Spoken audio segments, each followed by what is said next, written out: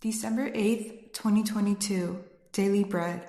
Passage, Nehemiah chapter 1, verse 1 to verse 11.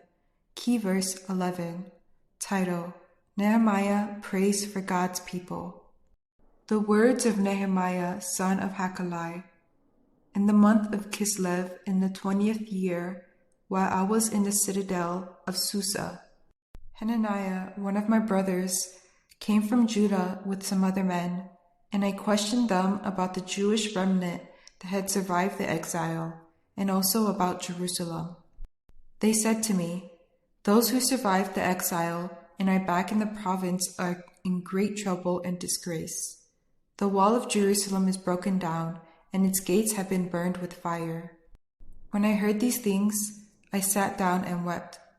For some days I mourned and fasted and prayed before the God of heaven.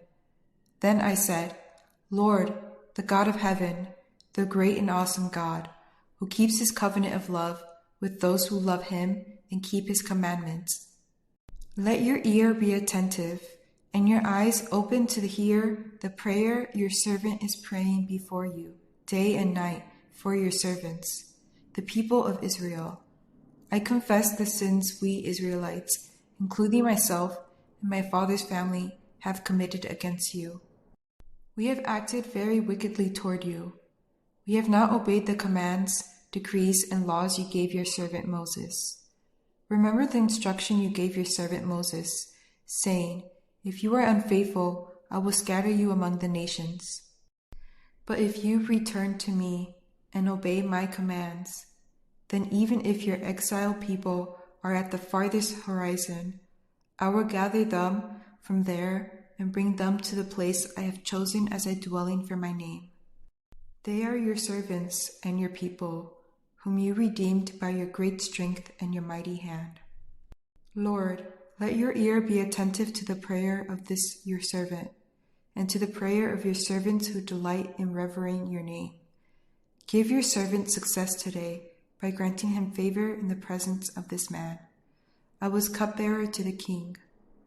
Daily Bread Message.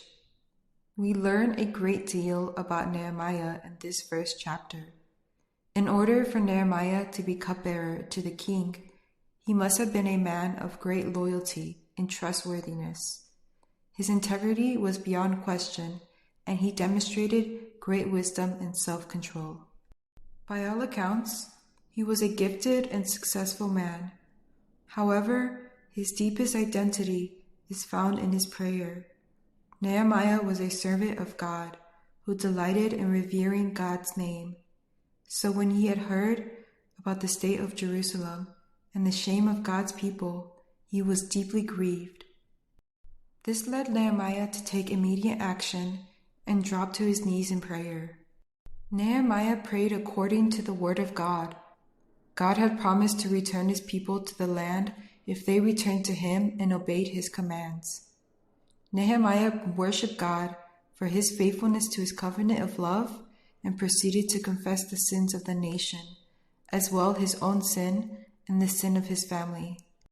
Next, he appealed to God to remember his promise. The glory of God was at stake here. How could God be glorified if Jerusalem remained in shambles and his people in shame? Surely God will remember his servants and the nation he redeemed by his mighty hand.